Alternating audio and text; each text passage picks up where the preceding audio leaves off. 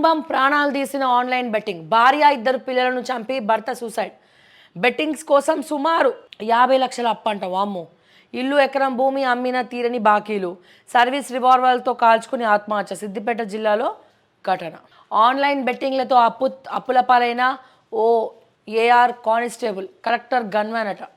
తన భార్య ఇద్దరు పిల్లలను సర్వీస్ రివాల్వర్తో కాల్చాడు. అనంతరం తాను కూడా కాల్చుకొని సూసైడ్ చేసుకున్నాడు. ఈ ఘటన సిద్దిపేట జిల్లా చినకొండూరు మండలం రామునిపట్ల గ్రామంలో శుక్రవారం చోటు చేసుకుంది.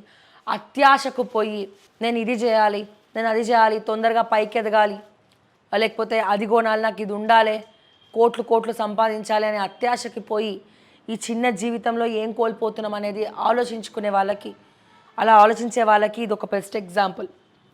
బెట్టింగ్లో కోట్లు వస్తాయి, సంపాదించవచ్చు, అది చేయొచ్చు, ఇది చేయొచ్చు అని చెప్పి ఏకంగా 50 లక్షల అప్పుల పాలయ్యండ్రు. కొన్ని కోట్ల రూపాయల అప్పుల పాలయ్యండ్రు వీళ్ళు. ఎకరం భూమి నమ్మినా, ఆయన ఇల్లు తాకట్టు పెట్టినా అప్పులో ఇంకా పిక్క తింటున్నారు. ఎవరు చేసుకున్నారు ఇవన్నీ? ఉన్న కాడికి ఎంత ఉంటే అంత తిందాం. ఎస్, కష్టపడాలి, కానీ నువ్వు కష్టపడి సంపాదించు. బెట్టింగ్ అనేది చాలా పెద్ద తప్పు. అందులో ఆన్లైన్ బెట్టింగ్లనే అసలే నమ్మద్దు. వాడు గుంజనికే ప్రయత్నిస్తాడు, ఇయ్యనికే ప్రయత్నించాడు. ఒకవేళ నువ్వు నిజంగా జెన్యున్గా బెట్టు కట్టినా వాడు దాన్ని తిప్పి కొడతాడే, ఏందా నువ్వు అప్పుడు అట్లా చెప్పినావు ఇట్లా చెప్పలే అని చెప్పి రివర్స్ స్ట్రాటజీ ప్లేన్ చేస్తారు. ఇట్లనే బెట్టింగ్ యాప్స్ ద్వారా అండ్ అట్లాగే ఆన్లైన్లో డబ్బులు అప్పు చేసిన వాళ్ళు కూడా వాళ్ళ ఏవైతే నూడ్ వీడియోస్, వాళ్ళు ఒక వీడియో కాల్ చేస్తారు, దాంట్లో మార్ఫింగ్లు చేసేసి వాళ్ళ నూడ్ వీడియోస్ రిలీజ్ చేస్తామని చెప్పి బ్లాక్మెయిల్ చేయడం వల్ల ఎంతోమంది ఆత్మహత్యల్ని మనం చూసినాం. సో దయచేసి ఇటువంటివి ఎంటర్టైన్ చేయకండి, అత్యాశకు పోకండి అని చెప్పి మీ అందరు కూడా నేను మళ్ళొకసారి చెప్తా ఉన్నా. ఉన్న దాంట్లో బతకండి.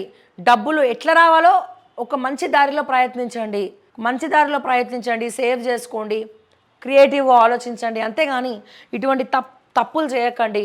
సో ఈయన చనిపోవడమే కాకుండా భార్య పిల్లల్ని అని నువ్వు ఎందుకు పెళ్లి చేసుకున్నావు? నువ్వు పిల్లలు ఎందుకు కన్నావు? నువ్వు పెళ్లి చేసుకోవడం తప్పు, పిల్లల్ని కనడం తప్పు. నీకు వచ్చే జీతంలో నువ్వు హ్యాపీగా పని చేసుకొని ఉంటివి.